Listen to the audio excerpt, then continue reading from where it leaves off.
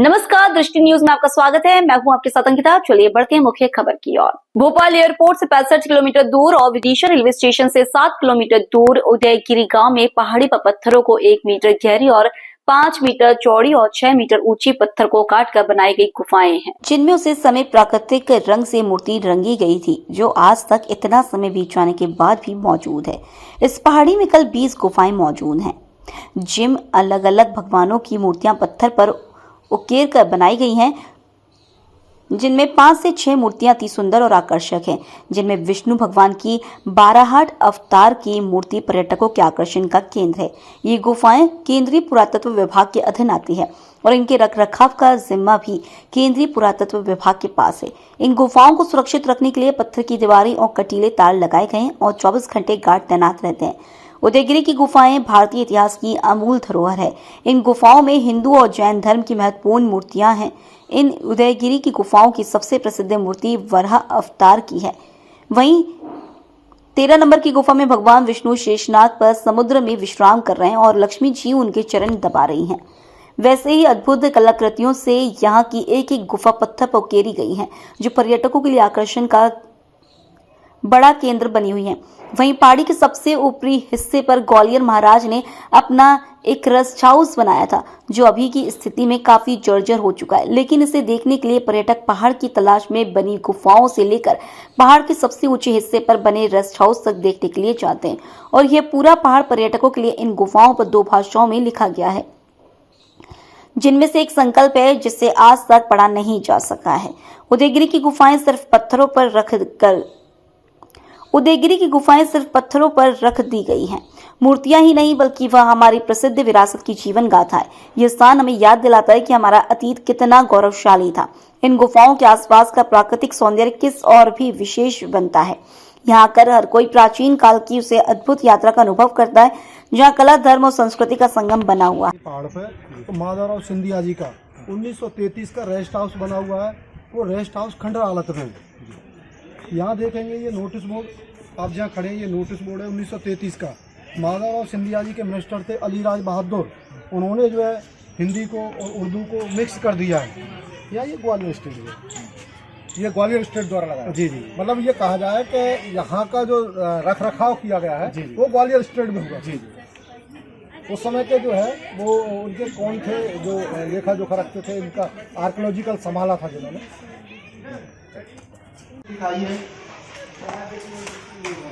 वैजयंती माला, गदा, चक्र और मुंह जो है शेर का, ये नरसिंह अवतार को दिखाया हुआ है।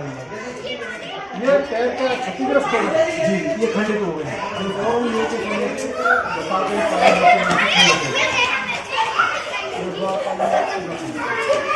ये 7 नंबर गुफा। जी जी जी, 7 नंबर गुफा के अंदर देखेंगे सर, ब्रह्मलिपि में लेख, सामने लेख लिखा हुआ है। इसके अंदर में ऊपर छत पे देखेंगे लोटस बना हुआ है।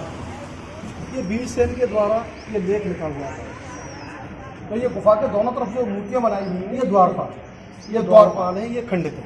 अच्छा, अगर बात करें तो उदयगिरी की गुफा में कौन कौन सी लिपि में जो है वो लेख लिखे गए, ब्रह्मलिपि और शंखलिपि। ये दो लिपियों का यहाँ पर वर्णन है। तो ब्रह्मलिपि पढ़ी गई है, शंखलिपि अभी तक पढ़ा नहीं है। शंखलिपि को पढ़ने वाले अभी मिले नहीं। जी जी, मेरे साथ इस समय उदयगिरी की गुफाओं पे घूमने आए हुए अनुराग सिंह। क्योंकि संडे है, छुट्टी है, और छुट्टी को वो जो है एक बहुत ही अपने परिवार के साथ यहाँ पर आए हैं और उदयगिरी की गुफाएं देखना चाह रहे हैं। तो उनसे जानना चाहते हैं कि आखिर उदयगिरी की गुफाओं को क्यों देखना चाह रहे हैं और क्या देखा उन्होंने। नहीं, अभी तो हमने जस्ट देखना शुरू किया, तो इतने पुराने समय में इस तरह से गुफाएं बनाई गई हैं, तो जिस तरह का स्ट्रक्चर क्रिएट किया गया वो देखने में लगता है कि हाँ, पुराने समय में हमारी कह सकते हैं कि आर्ट और कितनी विकसित थी। पत्थर पर उकेरी गई मूर्ति, पत्थर पर उकेरी गई। और नक्काशी के मामले में ठीक आपके पीछे आप देख रहे हैं, कितनी बारीक नक्काशी। ये है कि समय के साथ मतलब बिना किसी टेक्नोलॉजी के और बिना किसी मतलब उसके इतना बारीक काम किया हुआ या इतनी मेहनत की हुई चीज़ें तो आश्चर्यचकित कर रही हैं। आप लोग आ जाइए, सब लोग आ जाइए, पूरा ग्रुप आ जाइए, आप भी आइए। आप सब लोग घूम रहे हो ना? जी हाँ जी हाँ जी हाँ। जिसका जो अनुभव रहा हो एक एक लाइन में बताते हैं, है ना? सबसे मैं थोड़ी सी बात करता हूँ, ठीक है? डॉक्टर सुमन डॉक्टर सुदेश डॉक्टर। मेरे साथ भोपाल से आए हुए सुतेश जी हैं और जानना चाहते हैं कि वो काफ़ी देर से आप गुफाएं देख रहे हैं और उन्होंने इसको कहा जाए तो ऐतिहासिक दृष्टि से भी देखने और समझने की कोशिश की है। तो उन्होंने इन गुफाओं में, यहाँ उदयगिरी की जो गुफाएं हैं उन्होंने क्या देखा? एक्चुअली गुफाएँ तो बहुत ऐतिहासिक और पुरानी हैं और इसमें ज़्यादातर भगवान गणेश जी का और शंकर जी की और उनके पुत्र जो कार्तिकेय हैं उनकी मूर्तियाँ हैं और बहुत ही प्राचीन हैं और जो नक्काशी की है वो बहुत ही खूबसूरती से उकेरी गई है। लेकिन समय के चलते जो प्राचीन समय की मूर्तियाँ हैं वो समय के साथ धीरे धीरे क्षीण होती जा रही हैं, लेकिन इसकी खूबसूरती का और इसकी प्राचीनता का कोई जवाब नहीं है। सचमुच लाजवाब है। मुझे तो लगता है कि हर व्यक्ति को यहाँ पर आकर इसको भ्रमण करना चाहिए। एक एक मूर्ति से ये समझा जा सकता है कि किस भगवान की है और इसमें जो है कितनी बारीकी से कलाकृति एग्जैक्टली उसकी जो मतलब पहचान है, जो मतलब हमारे जो पौराणिक उसमें लिखी है कि मतलब शंकर भगवान की क्या पहचान है, गणेश जी की क्या, हम उसको देखकर पहचान सकते हैं, समझ सकते हैं तो ये हमारे फलाने भगवान। आपने अब तक कितनी गुफाएं देखी? 10-12 करीब गुफाओं का भ्रमण करा। कैसा लगा? बहुत अच्छा है। आपने कितनी गुफाएं देखी? 8-10 देखी। कैसा लग रहा है? ऐसा तो नहीं लग रहा कि यहाँ आके फंस गए या दिन खराब किया? नहीं नहीं, ऐसा नहीं लग रहा है। यहाँ आके बहुत अच्छा लग रहा है, पता चल रहा है कि हम कितनी पुरानी पुरानी चीजें देख रहे हैं। क्योंकि ये पत्थर पर उकेरी गई हैं तो समय के इन्होंने तमाम बरसातें देखी हैं, सर्दियाँ देखी हैं, गर्मियाँ देखी हैं, उसके बाद भी ये आज भी जीवंत अवस्था में है। क्या कहना है? बहुत अच्छी है बहुत अच्छी है और मेंटेन भी है। मेंटेन। क्या नाम है आपका? श्रीमंती चौक। आप कहाँ रहते हैं?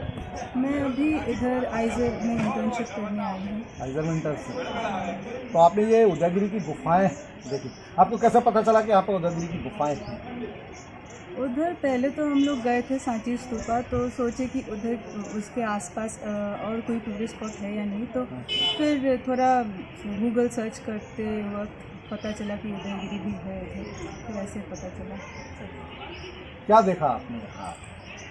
इधर तो गुफा तो बहुत बड़ा है, उतना सब कुछ तो कवर नहीं कर पाए, पर जितना भी कवर किए बहुत अच्छा लगा। मतलब उसके अंदर जो स्कल्पचर्स है एकदम पुराने ज़माने का, इतना अच्छा अच्छा छोटा छोटा स्कल्पचर में इतना सारा कहानी लिखा हुआ है, वही पढ़ के और देख के बहुत अच्छा लगा। यहाँ पर जो मूर्तियाँ हैं या जो गुफाएं हैं, गुफाओं में जो मूर्तियाँ हैं वो सब की सब भगवान की गुफाएं हैं। तो आपको इसमें से क्या समझ में आया, कौन कौन से भगवान की गुफाएं आपको? अभी तक तो मैं विष्णु जी की देखी हूँ, फिर उसके बाद शिव जी की अलग अलग अवतार, फिर दुर्गा माँ जैसे महिषासुर मर्दिनी जो होता है वो वाला, जो एंटायर इवेंट जो हम लोग पढ़े हैं कि पूरा बफेलो को उसको तोड़ के फिर पूरा इवेंट उधर लिखा हुआ है, बहुत सुंदर है। क्योंकि आप साउथ से हैं तो देवियों के बारे में तो जानकारी आपकी सुनी और पढ़ी हुई होगी।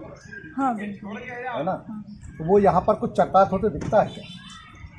हाँ दिख रहा है। हाँ हाँ दिख तो रहा है, लग रहा है कि इधर से ही इंस्पायर्ड होके सब मंदिर, जो भी हम लोग का अभी मंदिर बन रहा है, इधर से ही सब इंस्पायर्ड होके बना रहे हैं। आपको कैसा लगा यहाँ उदयगिरी की गुफाओं पर? बहुत अच्छा। आप नौजवान हैं, आपको लगता है तो आपको ये सब देखने में अच्छा लग रहा है या बोरियत महसूस हो रही है कि माँ बाप के साथ आ गए तो यहाँ फंसे हुए हैं? जी नहीं सर, मेरा तो मानना ऐसा नहीं है, क्योंकि मैं खुद एक ह्यूमैनिटीज़ बैकग्राउंड की स्टूडेंट हूँ, तो मुझे हिस्ट्री आर्कियोलॉजी से रिलेटेड चीज़ें वैसे भी मैंने पढ़ी हैं, तो आज खुद एक्सपीरियंस एक मिल रहा है सारी चीज़ों का देखने का, तो बेहतर ही है। आई थिंक जितने भी बच्चे हैं मुझसे छोटे, स्कूल जाते हुए बच्चे, मेरी एज के बच्चे, सभी को ये देखना चाहिए। एक बार तो एक्सपीरियंस सबके लिए बनता है। तो यहाँ पर भगवान की मूर्तियाँ हैं जी, और काल चक्र के हिसाब से काफ़ी कुछ पुरानी भी हैं और जीर्ण शीर्ण भी हो गई। जी आपका इसके लिए क्या कहना होगा भारत सरकार से? सर, भारत सरकार अभी भी काफ़ी अच्छा काम कर रही है। जैसे कि आर्कियोलॉजिकल साइट है, तो आर्कियोलॉजिकल सर्वे ऑफ इंडिया जो है हमारा, वो मैं अभी सर से पूछ रही थी कि सर इसका कोई समय है कि साल साल पर आर्कियोलॉजिकल सर्वे ऑफ इंडिया यहाँ या फिर और भी जगह जाके जो साइट्स हैं वहाँ पे जाके सर्वे करता है। तो सर ने ऐसा बताया कि ऐसा नहीं है, वो जब उनको लगता है उस हिसाब से वो सर्वे करते हैं। तो वो भी एक सही तरीका है। बट अगर मेरे तरफ से आप एक चीज़ मानना चाहेंगे तो मैं चाहूँगी कि ऐसा एक प्रस्ताव रखा जा सकता है सरकार के सामने कि हर साल तो नहीं पर हर 3-4 साल पे आके एक बार सर्वे करना और फिर यहाँ की चीज़ों को देखना, उसके हिसाब से कोई चीज़ अगर लगती है तो उस चीज़ की व्यवस्था करना, ये सरकार द्वारा किया जा सकता है, specially archaeological survey of India द्वारा।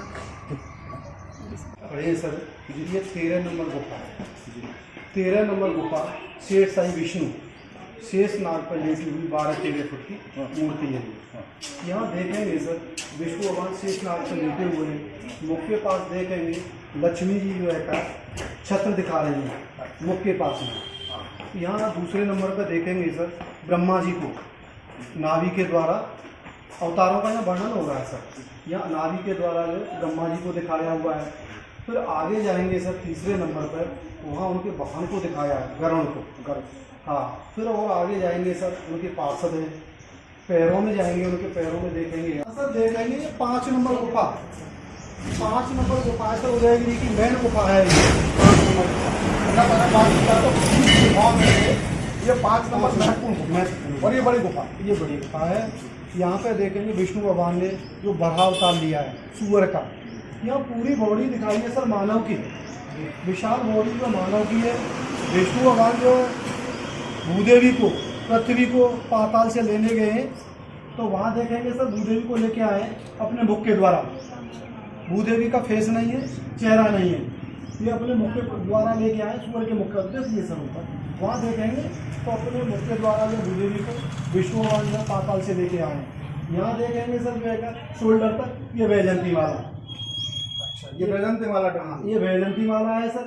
यहाँ जो देखेंगे सर विष्णु भगवान जो भूदेवी को पाताल से लेने जाते हैं तो वह 13 मुख वाले नागराज मिलते हैं। तो 13 नागराज जो प्रार्थना करते हैं विष्णु भगवान से तो भगवान मेरा भी उद्धार करें। तो यहाँ देखेंगे एक तरफ विष्णु भगवान का पाताल में, एक 13 वाले नागराज के ऊपर रखा हुआ है। ये यहाँ पीछे जाएंगे सर, ये चंद्रगुप्त द्वितीय हैं, ये उनके मिनिस्टर वीरसेन। पृथ्वी के सभी देवी देवता भूदेवी की अनुयायी में खड़े हुए हैं, प्रार्थना कर रहे हैं। यहाँ देखेंगे सागर का राजा कलश लेके खड़ा हुआ है भूदेवी के। यहाँ दोनों नदियाँ हैं, गंगा यमुना कछुए पे और मगर पे। यहाँ मगर की बात करें तो नर्मदा जी, जी, और ये गंगा जी, जी, गंगा जी का पे कछुए पे, और ये कछुआ पे ये गंगा जी, और वो आगे ये मगर है सर, ये मगर। और यहाँ इधर देखेंगे सर ये देवी जो है छत्र दिखा रही है, ये ऊपर ये खंडित छत्र दिखा रही है, देवी है ये। और ये सर नेचुरल फूल पत्तियों के द्वारा बनाया हुआ कलर है, ये रेड कलर।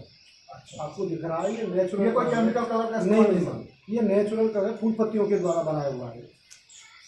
इसको संरक्षित करने के लिए और भारत सरकार ने क्या क्या उपाय किए? सर समय समय पर ये फाउंटेन देखने जो भी है सरकार को जो लगता है, लाखों में लगता है तो करते रहते हैं। अभी ये छत डाला हुआ है, ये ASI ने भी काम किया हुआ है सर। ये पिलर बनाए हुए हैं सामने आपके, वहाँ जो आपको दिख रहे हैं चारों तरफ पिलर बने हुए हैं और पत्थर का वो क्रैक ना। तो ये सर ये ऐसा एक सेकंड। अब आपका शुभ नाम क्या है? लाखन सिंह। लाखन सिंह जी। लाखन सिंह जी, कब से आप आर्कियोलॉजी में? मैं सर जो है कहा है 16-17 साल से सांची में था, अभी 1 साल से आया हूँ। तो थोड़ा सा सर जो भी है जितना मुझे अनुभव है उतना बता दिया है, गलती होगी। ये थे मेरे साथ लाखन सिंह जी, जो आर्कियोलॉजी में पिछले लगभग 17 से 18 वर्ष से नौकरी कर रहे हैं। और इन्होंने आर्कियोलॉजी में अकेली नौकरी नहीं करके काफ़ी अध्ययन किया है, और आर्कियोलॉजी का जितना अध्ययन ये कर सकते थे, चाहे वो ASI का हो या दूसरे जगह का हो, तमाम इन्होंने अध्ययन किए, तमाम जगह नौकरियां की हैं। और इन्होंने आज हमें, हमारी टीम को पूरा जो है गुफाओं के बारे में, एक एक गुफा के बारे में बारीकी से जिस तरह से बताया, उससे जो है हम आप लोगों को बता पा रहे हैं कि आखिर उदयगिरी की जो गुफाएं हैं उनका क्या रहस्य, कब बनी है और उनके पीछे की कहानी क्या है, ये आज हमें सब जो है वो इनके द्वारा बताई गई। दृष्टि न्यूज़ के लिए यशपाल यादव, उदयगिरी गुफा, विदिशा।